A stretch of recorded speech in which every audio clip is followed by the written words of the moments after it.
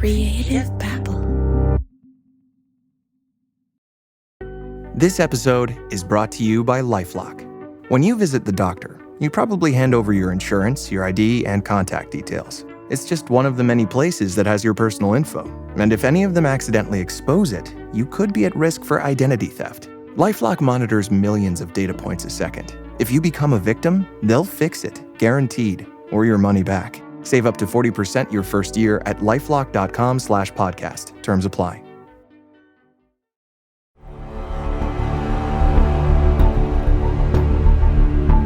LaDonna Humphrey, she can't hide in the shadows anymore. I mean, she's the talk of the town, at least in Northwest Arkansas. And based on what I've been hearing, that old fear that she has about not being able to buy ice cream in public, well, that might have come true. The Pretend podcast is surprisingly popular in her backyard.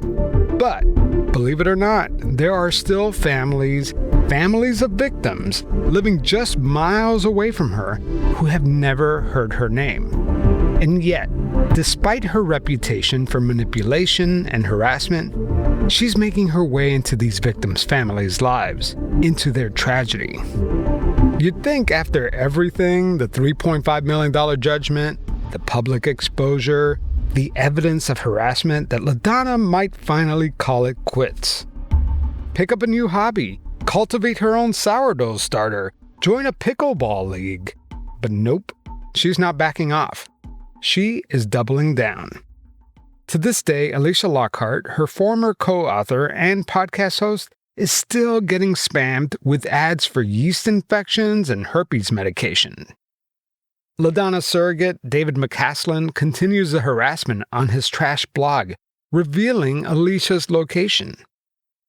Anthony Christopher, her former boss, wasn't spared either. Patty, Darla, I can go on. Even yours truly continues to get attacked regularly on his toxic website. Oh, and David McClam, remember him? He's still cranking out We Are Not Afraid episodes about me. The only problem, no one's listening. 24 Spotify subscribers. I didn't even realize he was still going after me. I had no clue. I kind of forgot about him, honestly. I guess if a podcast drops in the forest. But in April, things got a little darker. That's when I learned that LaDonna Humphrey was once again inserting herself into real homicide investigations, trying to connect dots that don't connect. She's still pushing her podcast ambitions, attaching herself to cold cases, still playing the role of the hero. A few months ago, I got a message from a woman who said that she was a 911 caller who reported a crime. She told me that she had witnessed a murder and that she did what any decent citizen would do. She called 911. She thought her identity would remain confidential, but that changed when LaDonna exposed her. This caller doesn't know LaDonna. She's never listened to Pretend. So why is LaDonna Humphrey so obsessed with her? What started off as a leak turned into a month-long harassment campaign. LaDonna Humphrey calling her out over and over again across every platform she controls. And when LaDonna found out that I was working on this episode, the harassment kicked into overdrive. Daily posts, relentless attacks. I'm Javier Leyva, and this is Pretend. Stories about real people pretending to be someone else.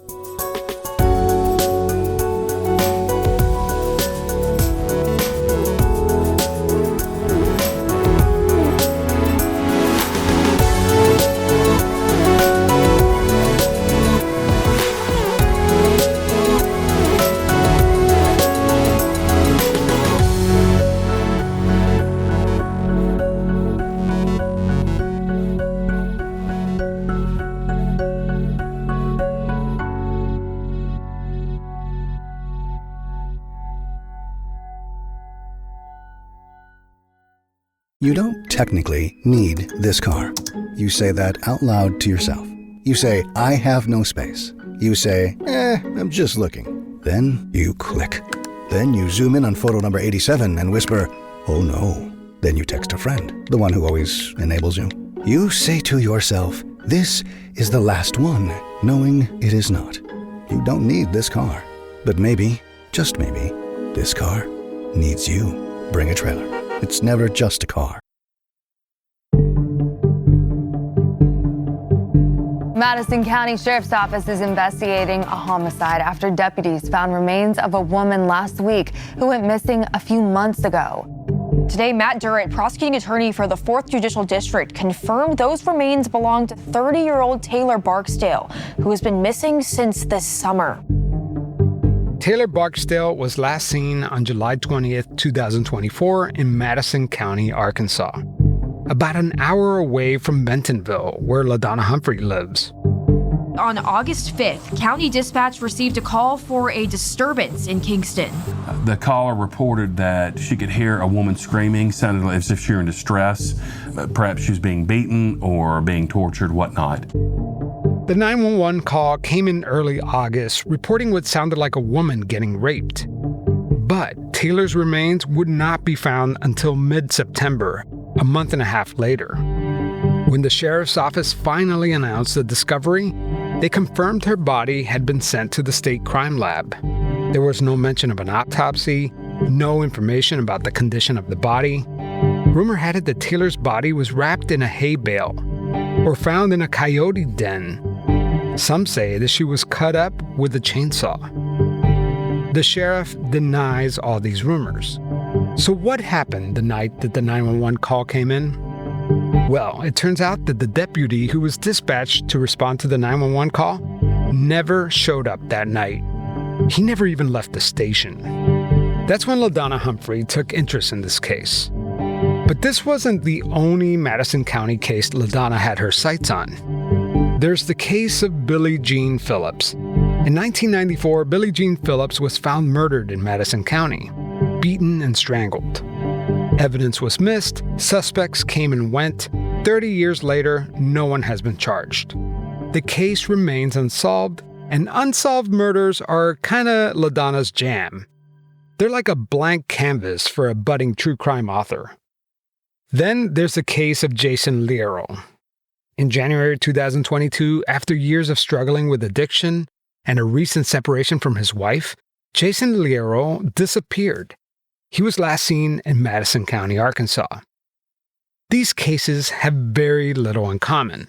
Billie Jean Phillips was murdered in 1994, Jason Liero disappeared in 2022, and most recently, Taylor Barksdale was killed in 2024.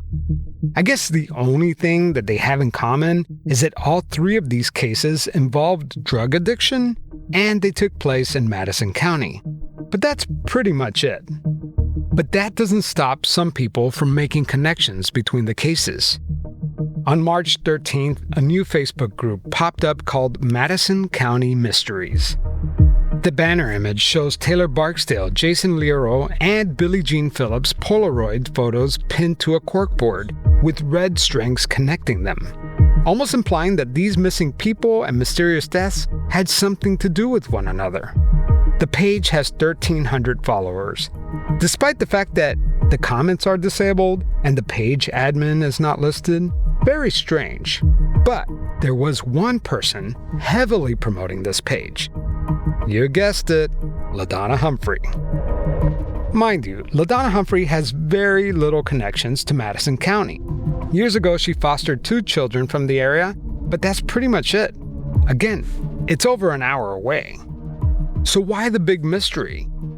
If this is really LaDonna Humphrey, why is she operating this page in secret?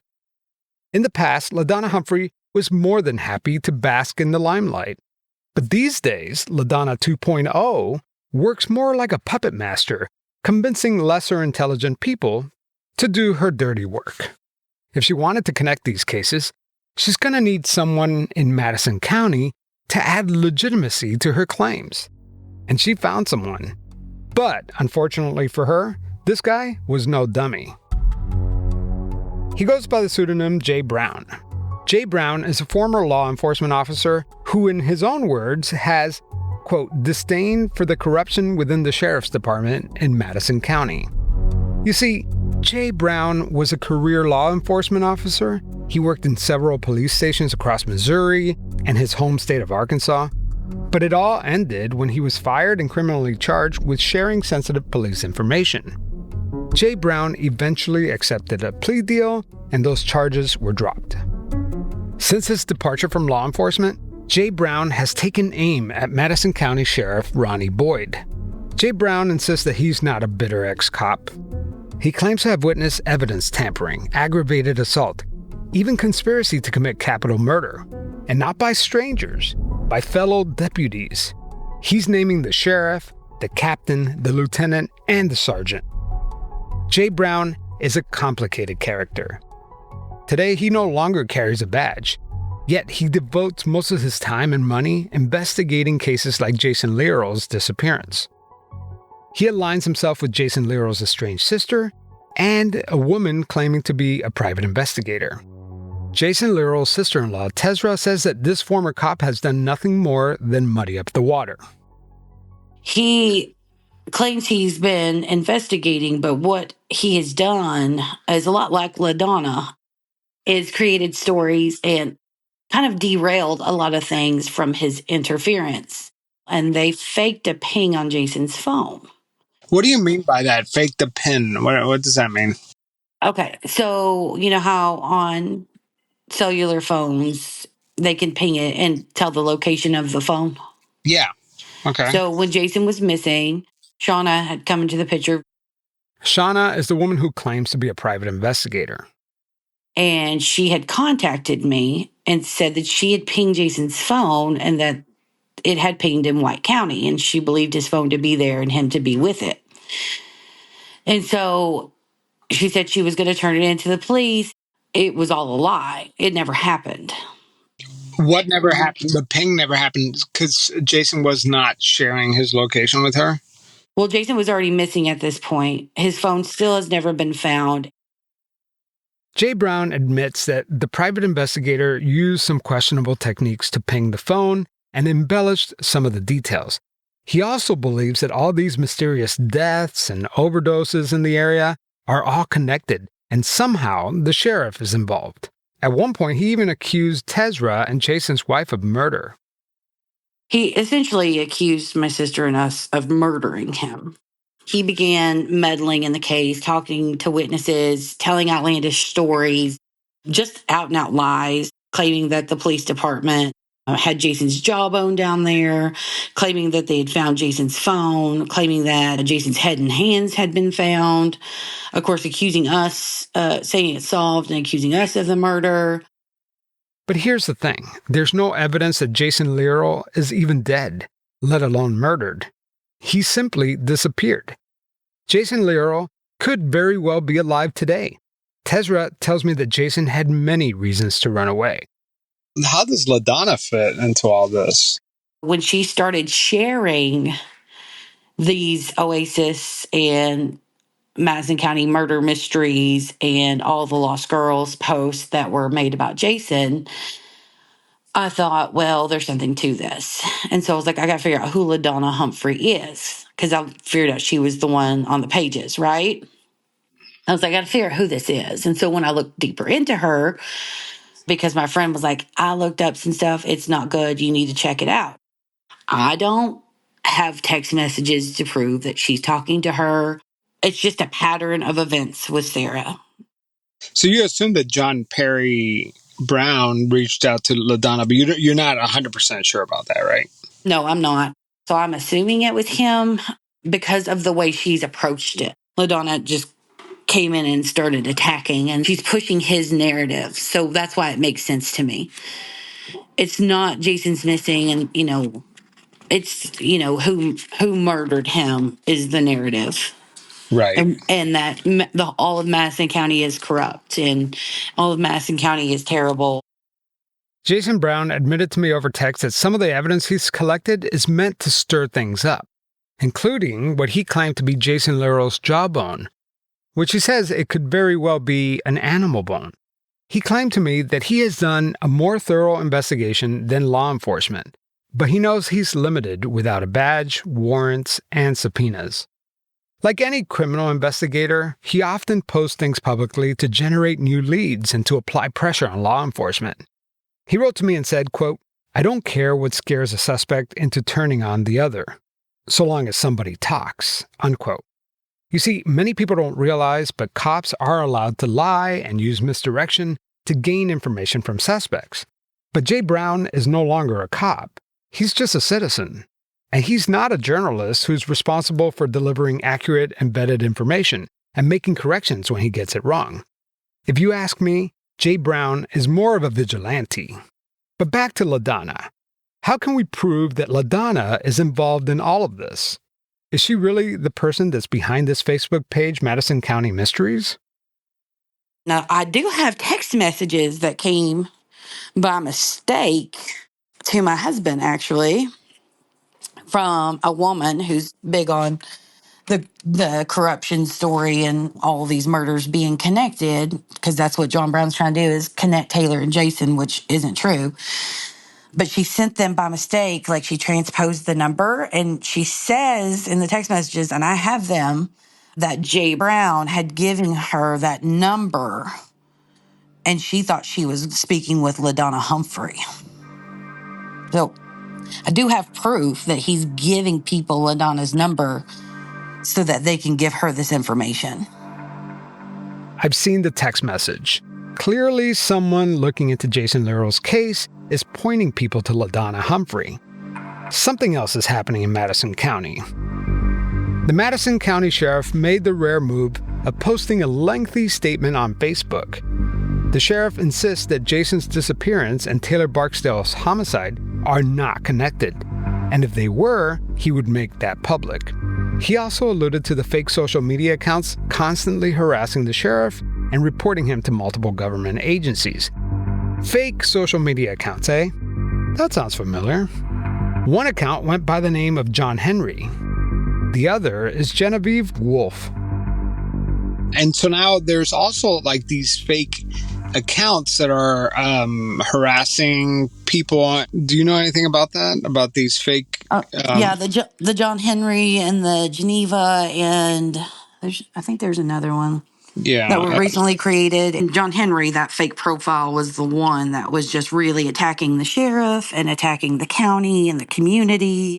So I think that in the background, Jay Brown has for quite some time been trying to connect all of these cases, because they are not connected at all. There's no evidence of it, that there's any connection to Taylor's case, to Jason's case, to Cheyenne Standard's case, to Billie Jean Phillips' case. Could these fake social media accounts be connected to Jay Brown, LaDonna Humphrey, or someone else entirely? I spoke with Jay Brown about this. He assured me that the spoof accounts are not LaDonna Humphrey. He claims that he knows who is behind the mysterious accounts, but he won't say who. Jay Brown also confirmed that he has been in touch with LaDonna Humphrey. In fact, she reached out to him first asking about a woman named Miriam, who is a current resident at her sober living facility, Oasis of Northwest Arkansas. Miriam has publicly said that her and Jason smoked meth together. In screenshots supplied to me by Jay Brown, LaDonna admits to researching Miriam, her resident, the woman who is recovering from an addiction under her care. Clearly, she's blurring the line between caretaker and her true crime ambitions. In one text, LaDonna swears, quote, "I won't breathe a word of this to anyone, and I'm not telling her I'm doing all this research," unquote. LaDonna must have figured that Jay Brown might be a useful idiot like her other surrogates.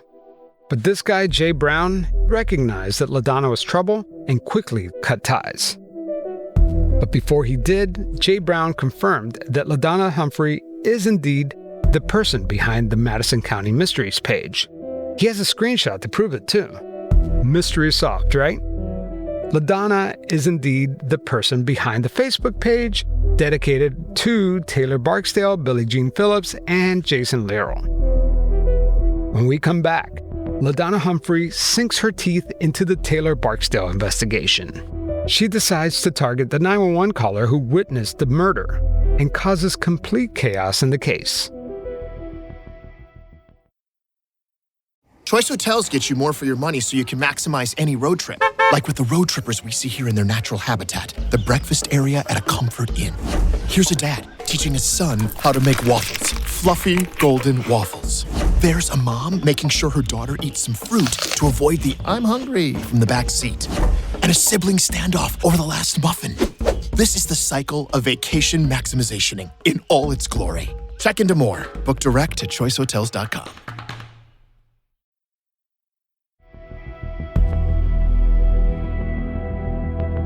The first thing LaDonna Humphrey did when she started looking into the Taylor Barksdale case was a public records request for the night the 911 call was made. Technically, the request was made by Amy Smith, LaDonna Humphrey's most reliable surrogate. And sure enough, the call logs came flooding in. But wait, are the details of a 911 caller really public information? In the state of Arkansas, names, addresses, telephone numbers should be confidential and should not be made public. The 911 caller's name and phone number are in full display. LaDonna has this caller's name, so why hasn't she published her name? After all, she's been taunting this caller with post after post. Well, if you know anything about LaDonna Humphrey, she has a track record for spreading around accountability, if you know what I mean. One post read, quote, "No one seems to be asking about the 911 caller, and we should be. When you hear someone screaming, not just a sound, but human distress, does your responsibility end the moment you hang up with dispatch? Do you walk away and simply hope for the best?" Unquote. I couldn't believe how hard LaDonna Humphrey and her friends were coming after the 911 caller. They stopped short of posting her name. You know, I've had this episode on the shelf for months. It almost didn't even happen because the 911 caller, the key witness in the Taylor Barksdale homicide investigation, refused to talk with me on the record. And I don't blame her. She was scared and didn't want to start trouble. LaDonna Humphrey had already drawn too much attention to her. But little did she know that LaDonna and her friends would not let her live in peace. After months of texting back and forth with this 911 caller, she texted me with some alarming news. A blogger from Madison County named Tina Snarr was getting ready to publish the caller's name. The caller went into a panic. I asked her if I could record the call. Yeah, tell me. I have no idea what the heck is going on. When all that stuff was going on Facebook, or LaDonna was, she'd put in for a FOIA of me. I didn't even know that I even knew her. And of course, I was walking the dogs when all this happened, so please excuse the sound quality. Just after LaDonna came on the scene, this came out. There's a woman named Tina Snarr, and she has a Patreon. You have to pay $10 a month, and it's about the Madison County dirt, mainly putting down the sheriff's department. She's not smart enough to be doing all this stuff on her own. So what would be LaDonna's motivation to turn on this 911 caller? I mean, it makes no sense to come after a citizen who did the right thing. The first I really knew about LaDonna was I was called by Taylor's aunt and wanted me to do an interview with her. And I said no, that I wasn't going to do any interview. She knew that. That lots of people have asked me to do them. I have not done it. Until tonight, I have never admitted I was the 911 caller. What does she have against you? I don't understand. She says that I am obstructing justice by not coming forward and telling what I know. I'm not. You called 911? Yeah. And the people who killed her, who I saw, who I know, who did it, are 1 mile down the road from me right this second. They've already killed 2 of my dogs. Why would I do interviews or out myself? Why would I do that? And the other one, we were like, he just wasn't around, and we went and found him. He was shot in the bottom of the field. And this was after Taylor was dead. So I have pictures. I have pictures of one of the guys that was involved standing on our property line, holding a gun by his side, smoking a cigarette, staring at me. I took a picture of that, sent it to the sheriff's office, and was like, I'm scared.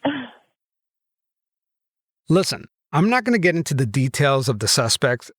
First, I don't want to aggravate them any further. And second, Taylor Barksdale's case deserves to be investigated thoroughly and not rushed in a single episode like this. So I'll leave that research for someone else. The focus of this episode is LaDonna Humphrey and why she decided to insert herself in these cases.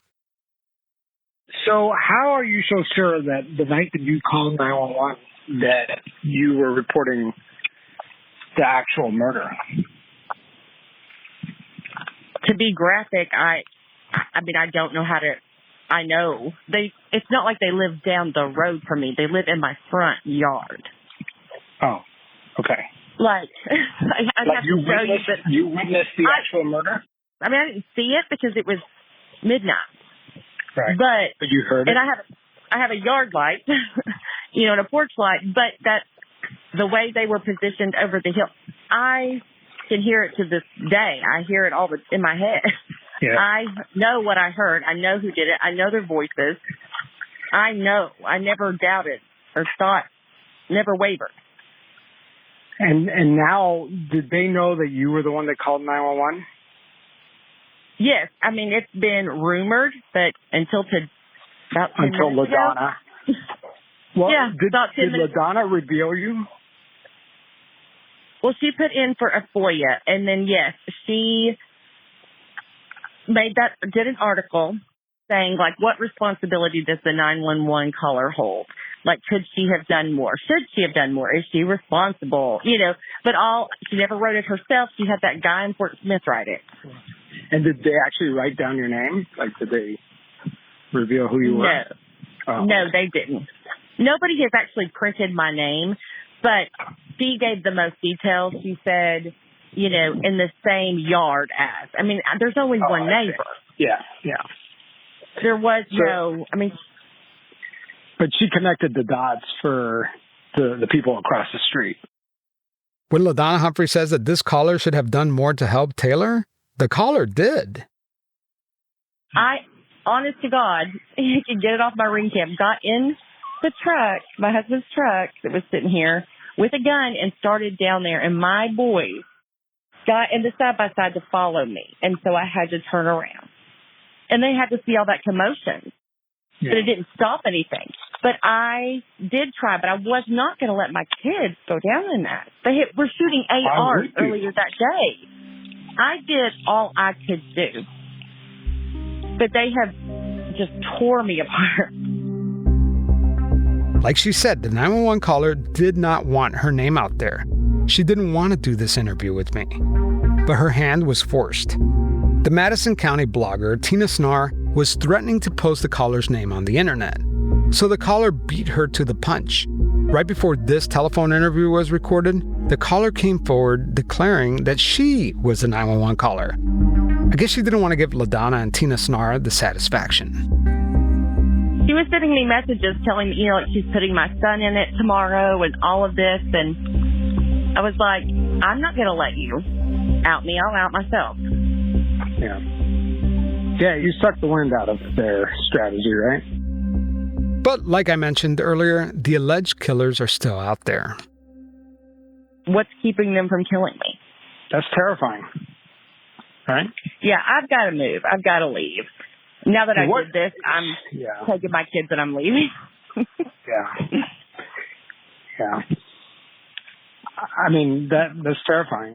If I could go back in time, I will never call 911 ever again in my life. It has ruined my life. That's terrible, right? Like, you did the right thing that ruined night. My life. You would think. So let's talk about the blogger named Tina Snarr. Why is she ganging up on this 911 caller? Do they have a history? It actually turns out that they were acquaintances, and they have no history, no beef. The 911 caller says that the only thing she's done is try to help Tina. She has a kid with a disability, so I always just felt sorry for her, and I would spend money on her little live jewelry things, and she would write me every once in a while and be like, I don't have gas money or I need to pay rent, and I would just send her money, and I don't know that I didn't know her. So why is Tina turning on the caller now? The caller said that LaDonna is using Tina as a puppet. She's just using someone to do her dirty work, and that's okay. I mean, what's in it for you for calling 911? Nothing. I hesitated to even call that night, to be honest. I heard it, and I knew, I don't know, investigators kept asking me, how do you know she was being raped? I don't know, but I knew. You could hear it. Did you know it was Taylor? I knew it was the girl with the dark hair. I didn't know her name, but I could hear her screaming, and I knew her voice. I mean, they were right there. So I mean, I got to know their voices, and and I knew which one it was exactly. And the truth of it is, like, I would sneak cigarettes my kids didn't know, and so I was hiding behind my car, and I didn't even take my phone. I was just sneaking out to smoke. And I heard it happening, and I was like, oh, God, that girl's being raped. And I know I can't call because my husband had already said, do not call one more time, because the time I had called before is when my dog's died. So there with the gun. That was all after the first time I called. And so I was out there, and I was like, oh, gosh, I got to go get my phone. Like, this is too bad. I've got to call. And I came in and got it, and my oldest was standing there, and I didn't even get to finish talking. He said, Mom, she's being raped. And I was like, I know. Just go back inside. I'm going to call. I mean, it was obvious. Yeah. And then 45 minutes passed, and I was like, oh, my gosh, nobody's here. And I got a different dispatcher. And I was like, nobody came. And they told me, yes, they did. They knocked on the door. They blah, blah, blah. No one's home. Nobody came. It sounds like the damage is already done, right? It is. It's done. It's out there. I'm just going to go inside and get a plan. I think I'm going to go hack. Oh, my God. I'm so sorry. I'm sorry. It's okay. You're scared. Yeah. Well, I'm okay. I really am. I'm not a scared kind of person. Always been okay taking care of myself. But those babies of mine, no, I can't stomach it. If they will kill a dog and they will kill her how they killed her, I'm not letting my kids out of my sight. They know me. They lived by me for a long time, and they know I'm mouthy, and if they drove too fast with the dogs, or I did not care to tell them. When we come back from the break, we are going to hear from Tina Snarr.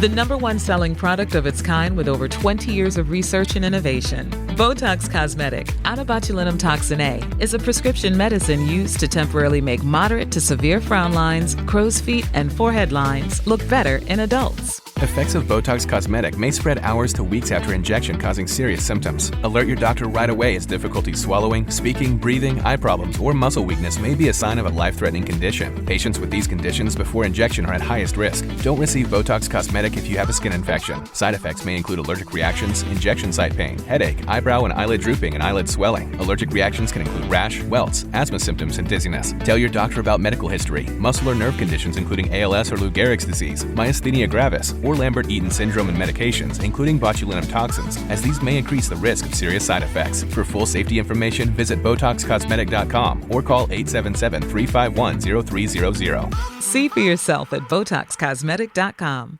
Your burger is served, and this is our finest Pepsi Zero Sugar. Its sweet profile perfectly balances the savory notes of your burger. That is one perfect combination. Burgers deserve Pepsi.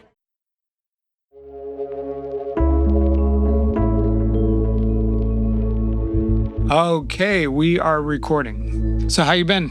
I am good. How are you? Good. So I don't know much about you. I've just learned about you recently, and so I'm going to ask you a bunch of questions. Yeah, can I ask how you learned about me and how you found out about me? Well, I'm pretty sure you're aware that I've been following LaDonna Humphrey and some of the accusations that she's been accused of. Are you familiar with my work? I'm just in the past couple of days since I've heard from you, yeah. The woman on this call is Tina Snarr, the blogger who unmasked the 911 caller's name on her Patreon page. I know that LaDonna has taken interest in some of the cases that you've been looking into. Why did you start your Patreon? Is your Patreon your only It is my medium? only. It is my only, yes. And Taylor's case is what started it. So I knew Taylor. I did not know her on a friendship level. We did not hang out. I had worked at the dollar store in town. She always came in all the time. We talked, we laughed, that kind of thing. But just so wrapped up in addiction. And I could just see it in her. She wanted out so bad. But you just feel trapped when you're in that situation. I know, I've been there. You feel like, you just can't get out of it. A mutual friend of ours who was really good friends with Taylor, I was talking to her about what had happened to Taylor, how she heard who the 911 caller was. And that got me led to the 911 caller, who I did know as a friend. And then I reached out to that person and asked him if they were the 911 caller. And they said yes. Have you had any interactions with LaDonna Humphrey? Just on messaging. How do you know LaDonna? I reached out to her to ask her if she was, in fact, the leader or who was managing the page. And she said she was. Oh, she was? Okay. I mean, it's pretty obvious that she runs the page, but, it's good to know that you had some confirmation. Are you familiar with her history and the accusations made against her about manipulating the narrative on the Missy Witt case and some other cases? I'm just going to be 100% honest with you. I have not listened to any podcasts. I don't listen to podcasts. I don't, because I don't want to get information mixed up with what I know. I didn't even know who you were until I Googled you after you reached out to me. I don't know anything really about what she has done or what she's been accused of doing. So how many interactions have you had with LaDonna, just out of curiosity? Maybe a few. We've talked maybe 5 or 6 times on Messenger. Like 5 or 6 times? Mm-hmm. Yeah. The reason why I ask is because you have one, you're doing your own thing on Patreon, right? Mm-hmm. And then this Madison County's mystery page is doing their own thing. And then there's also the Today in Fort Smith that's doing their thing. That's a blog that's run by a big-time LaDonna supporter.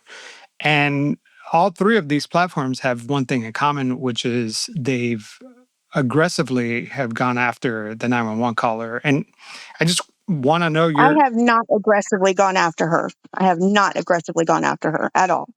Help me understand. Like, I'm not trying to be patronizing here, but explain it to me like a 5-year-old. Like, why is publishing anything about the 911 caller important in this case?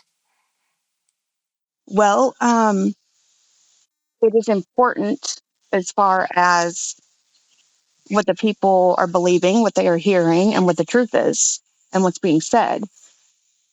From the very beginning of all this, the 911 caller themselves has been, on one hand, saying, I could be threatened, I could be harmed, but yet they take no precautions. They tell anybody and everybody everything. Tina Snarr basically is saying that outing the 911 caller is fair game because this 911 caller told multiple people that she made the call. And basically everyone in town knows. And she insists that everything she's published about the 911 caller is to draw attention to how the sheriff's office is mishandling Taylor Barksdale's case. I don't disagree with you. I think, I definitely think that everyone should focus their attention on the way that the sheriff's office handled this case, right? Because there are some serious questions. I don't even think anybody's in disagreement with that, right? Right. But my question is, what did the 911 caller do wrong? What could the 911 caller have done better in your view? I don't know. I don't think up until recently, I have not had an issue with the 911 caller. I still don't have an issue with the 911 caller. I don't know. I was not in her situation. I don't even know what I could have done in that situation. I mean, there's quite a bit of articles that you've written about this 911 caller, and I'm just wondering. In the past few days, there has only been a couple articles I've written that talk about them in any negative way. No. And it really wasn't even negative. I'm just talking about in general, not even negative. Like, what did the 911 caller do wrong other than make a 911 call? Like, why has she become the focus of some of your reporting? Because she's the one that I've spoken to mainly about Boyd. And Boyd is the focus. The sheriff's department is the focus. And that's where I'm getting my information from. Okay, but do you understand that also there have been blogs, specifically by LaDonna's friend and today Ford Smith, Facebook posts on Madison County mysteries, all kind of really focusing their attention on this 911 caller. And I haven't. I have not read any of those. I have not read any Today articles at all. I don't even know about that. well, the point is, I'm telling you, I don't read. I don't follow them. somebody filed a public records request to get the identity of the 911 caller, right? Is that true? I don't know. I didn't because I've always known the identity. You've known the identity because the 911 caller has told people, their kid may have told people at school. So it's like it's a small town. I get it. Right. And everybody knows it. Everybody knows who the 911 caller is. But what gives you the right to write about it and draw attention to her and possibly even put her in danger? I don't feel I have. Do you think that, I mean, I could read you some of the posts that LaDonna made about details about, without naming the 911 caller, puts the 911 caller living in the same area across the street from where the alleged crime Well, like took you place. just said, we all know who the 911 call. I don't doubt that I put information. I don't say that I didn't put information in there that could lead right back to them. But this has been, I mean, she was even named as the 911 caller in the group back in September. I mean, it's no secret. I have not put anything out there that was not already put out there, is what I'm saying. But don't you think, put yourself in her shoes, wouldn't it be a little scary if, she told some people in confidence, but now there's a blog behind a paywall kind of drawing attention to her. There's a Facebook group drawing attention to her. There's another like sham blog drawing attention to her. And meanwhile, the killers could be out there, right? Well, to hear her say it, one of them's already locked up. So. Yeah, but wouldn't you be kind of scared if you lived across the street from? If I was scared, I wouldn't be telling people, and I damn sure wouldn't be making videos about it. So let's get back to LaDonna for a second, because right now LaDonna, if she is behind the Madison County Mysteries page, she's putting out a reward for $2,000 for anybody who had evidence that Taylor Barksdale was alive after August 5th. LaDonna, FYI, has a history of putting up rewards and kind of manipulating the information that comes out of those rewards. Did she run that by you in one of the Facebook messages? No. I'm just worried about the optics of this for you, because it doesn't seem like, it seems like you're a good person that's trying to do a good thing, like your heart's in the right place, like the Taylor Barksdale case. And I think your energy should be focused on the sheriff, and you're doing good there. I just worry that some of this reporting, it could be, or maybe just the fact that you are even in the same orbit as LaDonna Humphrey with her track record, and how that will be perceived by others.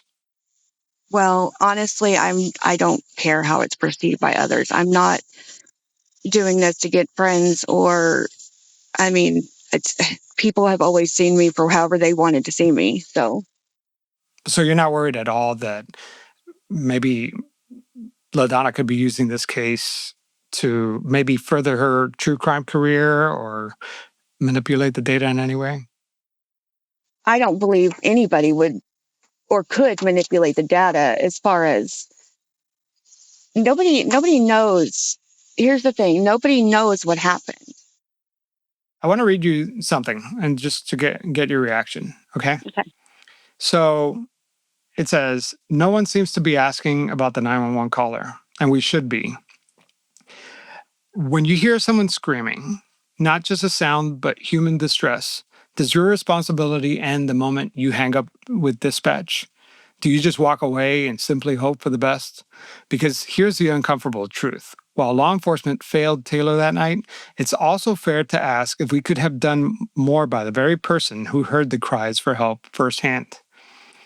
So do you agree with that statement? I can't say that I do, because I'm not in that situation. Plus, I've got my kids. I mean, I think. So she did her job that night, right? Which is call 911 when you hear something wrong. Of course. Right? Of course. She even called twice. And isn't that kind of a risk because we want to encourage people to call 911 Right. when something goes wrong. Right. But knowing that there's reporting like yours and like LaDonna's, it wouldn't want to make me call 911. I'm already taking a risk calling 911 to report a crime. And then I have a bunch of blogs going after me, and I'm not sure why. I don't know what else she could have done that day. But that's just it. I've never gone after her, so I can't speak for that. I've never gone after her for being the 911 caller. I have no hard feelings for her. I truly hope that everything comes out great for her. She's got a good heart. She's helped me out before. Well, I appreciate you being open with me, and my main concern was, how involved are you with LaDonna Humphrey? Because it seemed from the outside that there were coordinated attacks, and by coordinated, I mean a lot of the same information has been circulating through your Patreon and Madison County Mysteries and other blogs. So it just... Madison County Mysteries is the only one that I even pay any attention to. After this call, Tina and LaDonna escalated their attacks on this 911 caller. In fact, Dennis McCaslin released a blog including the 911 caller's full name. The blog post insists that it was written by Dennis McCaslin, not LaDonna Humphrey. But seriously, guys, we all know who's behind this message. The post claims that this 911 caller has a long history of 911 calls. Quote, "The 911 calls are not an isolated event. They form a pattern, a habit, a behavioral red flag." Unquote. What beautiful prose. It's like Dennis McCaslin, a man with the writing style of a fourth grader, suddenly got possessed by the ghost of Truman Capote. The post goes on to say that these patterns of calling 911 impacts the caller's credibility. They're implying that this 911 caller is milking it for attention. Quote, "If I had to guess, she's already gussied up in her best hillbilly sequin and rhinestone-studded hat, ready to bask in the attention." Unquote. I called the 911 caller back just to see what she thinks of the accusations that LaDonna is making about her now. The 11 911 calls that this person has made throughout her life, implying that she's the town snitch. So let's go through some of these 911 calls. I've seen them all. Yes, they were sent to me. Okay, cool. So the first one I have, it says, it was a reckless driver call in 2013. You called that someone ran off the road. I mean, do you remember that call? I'm sorry, I don't from 2013, but yeah, if somebody ran off the road, I would probably call. Yeah. So according to Tina, you probably shouldn't call 911 more than once, right? No, it definitely shows that there's a pattern of me trying to help people that is just offensive. In 2012, there was a call for child abuse. You said that, let's see, you came to a store and witnessed someone punching a kid in the face. Yes. You probably shouldn't have made that call either, I'm sure. That was probably none of my business. Yeah. Do you remember that though, like that incident? I do vaguely remember that. And if I'll be honest, if I see anything to do with a child getting hurt, I'm definitely going to do something. Yeah. That's so crazy to think that you're making too many 911 calls. Okay, so then in 2016, you called a medical emergency that your mother-in-law was very sick and needed an ambulance, and she had slurred speech. Yes, I can't believe that information is out there. That is their personal medical information. That is disgusting. Yeah. But yes. But I guess you shouldn't have called 911 then either, right? Probably not. Yeah. I should have let her figure it out on her own. Yeah.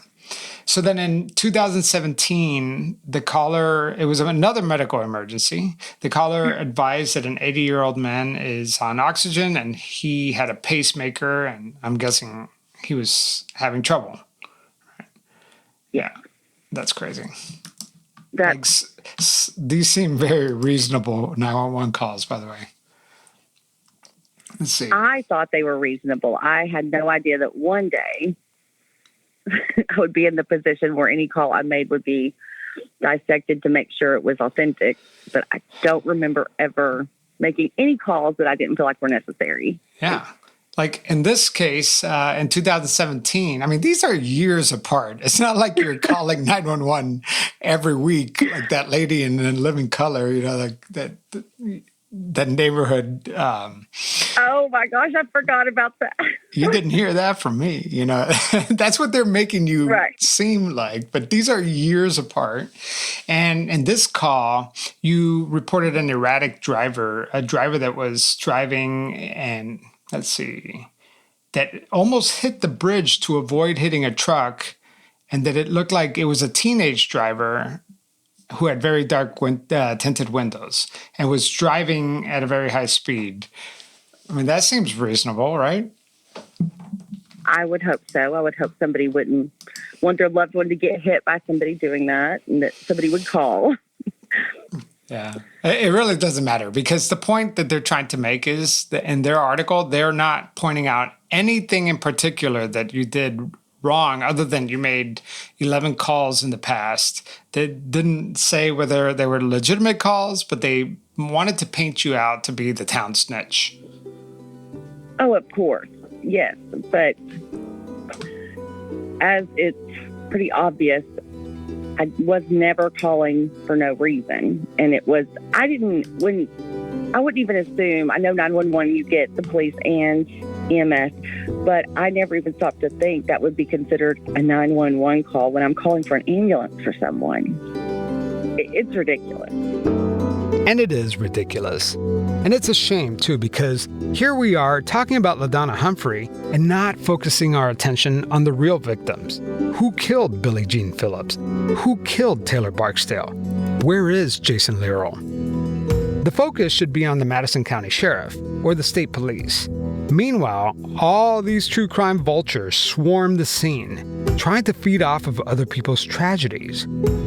Again, if a $3.5 million judgment doesn't stop LaDonna Humphrey from causing chaos, nothing will. Nothing ever will.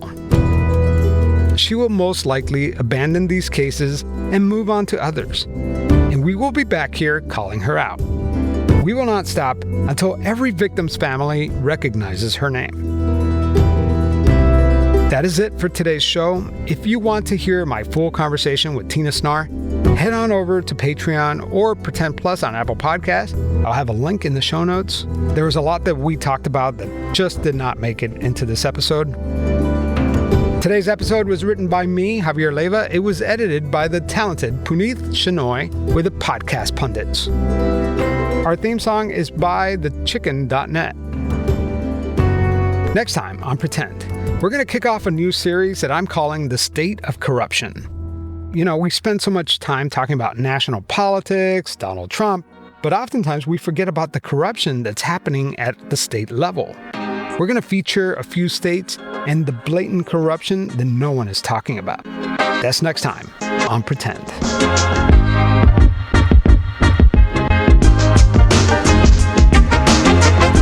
I want to give a shout out to some of our new Patreon supporters: Sam Lewis, Jeff Geist, Jennifer Hughes, Amy Hertenstein, Rhonda Grubbs, Marina Turner, Stephen Patrick, Talisa, Amanda Woosley, April Vergan, Kelsey Maldonado, Katie Ritter, Leslie Ferris, and Nicholas Stone. Thank you so much for supporting this show. As you know, this is an indie podcast, just chugging along. We're 8 years into this, and we could not do it without you. As always, if you want ad-free early episodes and some bonus content, consider becoming a Patreon supporter or supporting on Apple Podcasts, Pretend Plus. It's like buying me a cup of coffee. But of course, if you want to support the show, and I say this all the time, just text your friend. Text your friend this episode. Tell them about the LaDonna series. They got 18 episodes plus tons of bonus content that they could check out. All right, that's all I got for today. Talk to you soon.